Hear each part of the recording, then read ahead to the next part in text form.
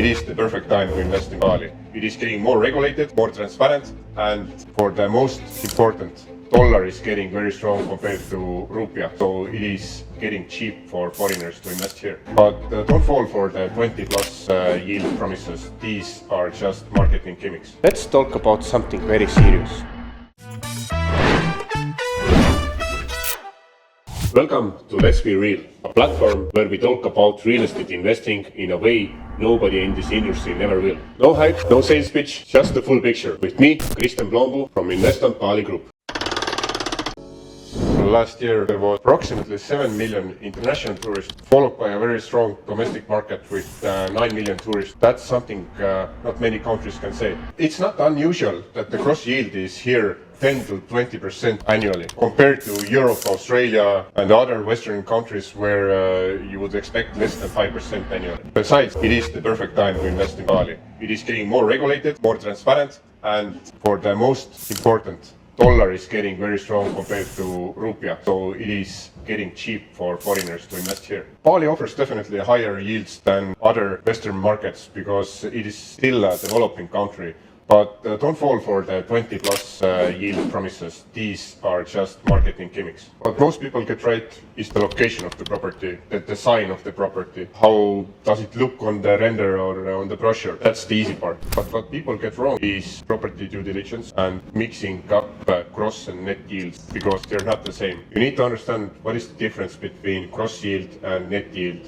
Gross yield is the return of investment before any costs are deducted. Net yield is where all the costs are already being deducted. All the vacancies, taxes, maintenance, operating expenses, everything has been deducted, and net yield is the actual return of investment that you can get annually. For example, if you get gross yield 20% annually, then that's not the actual return because now you need to pay for your workers' salaries, maintenance, taxes. That's what we need to do here also. Operational expenses is something you need to deduct from the gross yield before you can get your actual net return of investment. If your occupancy is up but your revenue is down, then you need to take a closer look into the financials. Where are you losing the money? Or maybe you're not charging enough, or maybe the demand is higher than the price you're asking for, Maybe you should try asking more money for it, or maybe you should do an audit for a property management company. Where is the money? Your villa is full, why it's not earning for you?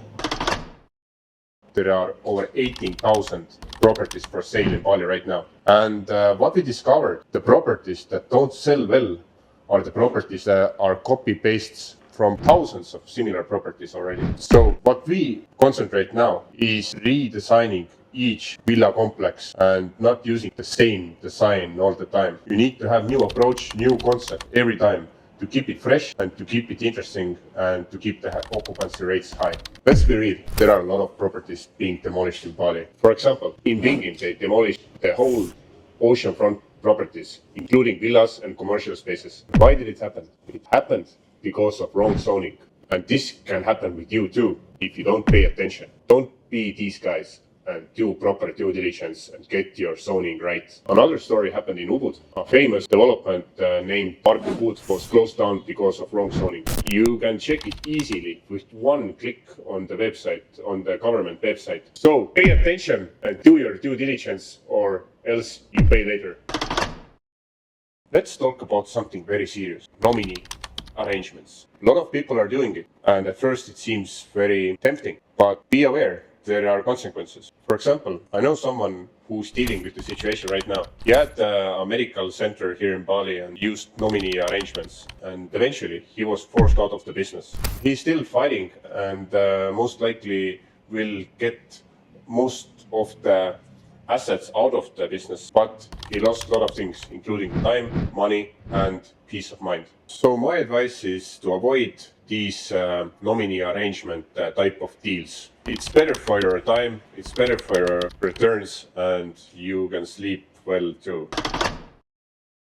So if you have right now $300,000 to invest, for example, what should you do? 1. What are your expectations, goals, investing into Bali at all? You need to know your why. Then you can actually choose the right property or investment strategy for yourself. 2. What is your investment timeline? How long are you willing to wait, or when would you like to exit the investment? 3. do proper due diligence. Without it, you're dead. Lastly, few recommendations. Know the areas you're investing because different locations work completely different. For example, Ubud, you have the tree huggers. In Sanuri, you have the elderly people. In Uluwatu, you have all the surfers and youngsters partying next to the cliffs and beaches. And Canggu is kind of mix of everything. You have the best restaurants, you have the business network, you have a lot of youngsters here, you have the nightlife, you have the spas, sports, and you have good surf here. Don't invest into Bali when it's your last savings and you need them within the next 6 months. It might take a bit longer before you get your returns. That's just the beginning. If you really want to learn about investing into Bali real estate, please subscribe and follow us along. There's a lot of things we will cover along the way. If you have any questions about today's episode, please let us know by commenting below in the comment section. I will read everything through and answer you most direct way as possible and give you real insights from the insiders. Thank you for watching until the end. I hope you really enjoyed it. See you next week on the next episode of Let's Be Real.